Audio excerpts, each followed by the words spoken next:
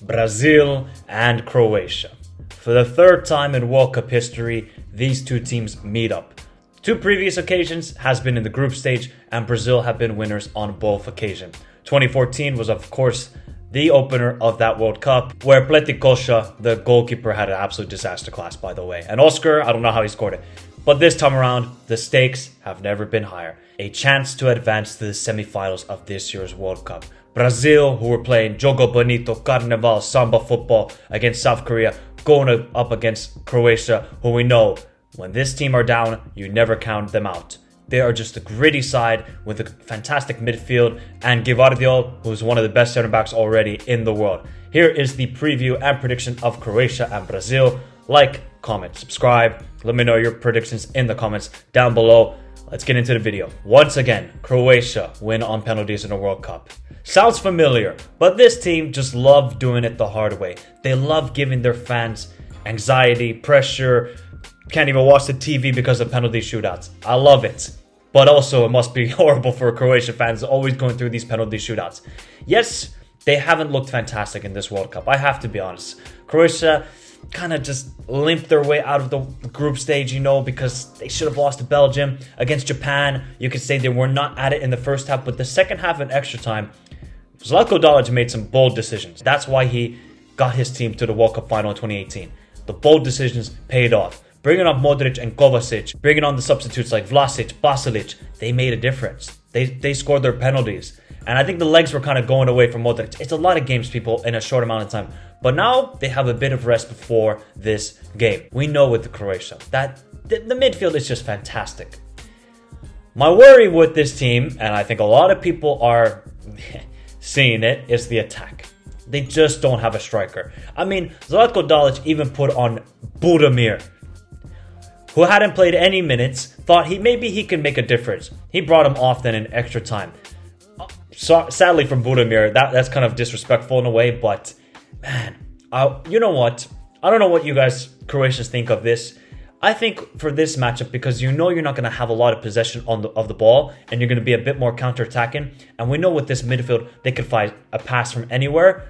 You should play Perisic, Kramaric, and maybe Orsic. The problem is, though, Orsic likes to play a bit more on the left, and that's where Perisic plays, so that couldn't work out. But I'm just thinking, because Orsic loves to take on players, and he has a bit of pace to him, that would be a good option. But I don't see Zlatko Dalic doing it. I think he might go back with Petkovic and say, you hold up the ball, allow then Perisic and Modric and Kovacic to get involved with the play. But it's just been a big problem with this Croatian side.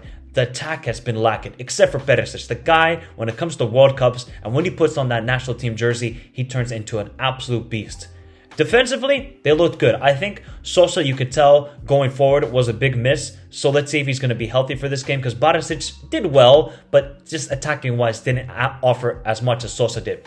But we have to talk about Gvardiol.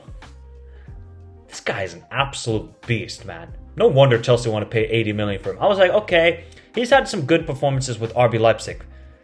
Right now, he is the best defender at this World Cup.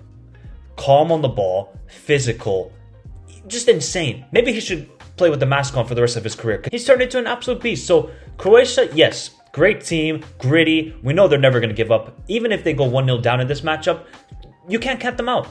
But they're going up against Seleção, Carnaval, Samba, Jogo Bonito. Those are the words you could describe Brazil against South Korea in that first half. The ball movement, the individual brilliance, the confidence that this team played with in the first half against South Korea was something amazing from Brazil. You just see, when this team are flowing and the ball movement is quick, because in the first halves of the previous games, it's been slow, lethargic, no real intensity to their play. And now with this team looks so scary. Like, nobody can stop them when they're playing at that sort of level. And now with Neymar back from injury, and he looked good, he didn't have to really break a sweat because the game was pretty much over. I'm just wondering with Tite, are you going to go again with Lucas Paqueta next to Casemiro? Could be a bit too attacking, because you're going to leave yourselves exposed.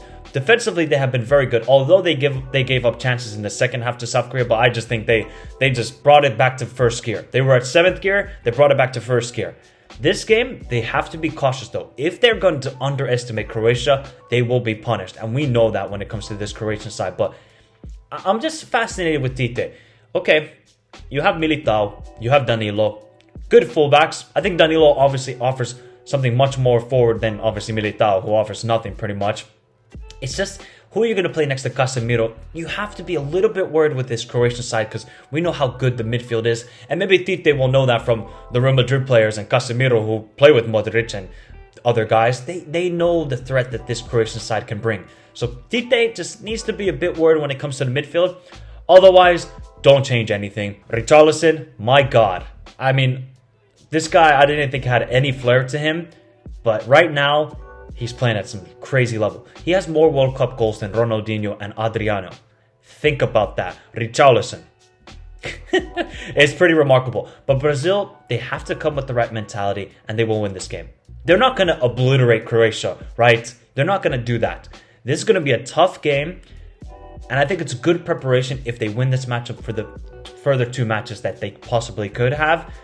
If they underestimate them, they will lose. Time for prediction. Look, I think everybody other than the Croatians, and shout out to every Croatian watching for the video, your guys' passion for football is amazing, and your team is just simply such a... That's what I love about Croatia, right? They never give up. They never. Even they were 1-0 down against Denmark. They were 1-0 down against Russia. They were 1-0 down against England, and they always came back and won the game in 2018. They were 1-0 down against Japan, and they came back and won the game. This is what Croatia do. You never count out this team. But Brazil, right now, I think are playing at some confidence and at some elite level that we haven't seen in a long time in international football. Like, honestly, yes, you could say it's only South Korea and this sort of stuff, but Brazil, with that attack and with that midfield, and I think defensively they are so strong. And we haven't even talked about Alisson. Alisson made 3 incredible saves in that South Korea game. It took a crazy volley to beat him.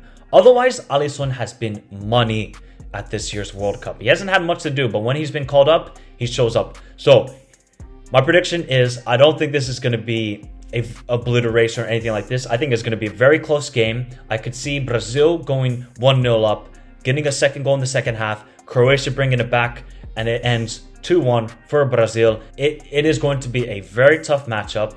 I think Croatia are going to give a tough game, but Brazil just have the edge in the attacking phase. That's the difference between these two teams.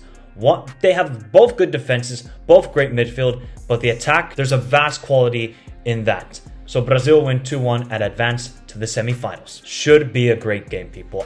These quarterfinal matchups are going to be amazing, I think. The quality on both teams, the attacking, the midfield, both have great defenses. Livakovic has to come up big for Croatia once again if they want to have a chance of winning this game. But never, never count out Croatia. And Brazil just got to play their game, and they should be winning this matchup. But let me know your predictions in the comments down below. And of course, with all the quarterfinal matchups, we will be having a live match reaction. So hit the notification bell so you know when I go live. I will see you all in the next video. Stay tuned for the last preview and prediction video of the last quarterfinal matchup. Until next time, have a beautiful day. Stay safe in this crazy world. And adios.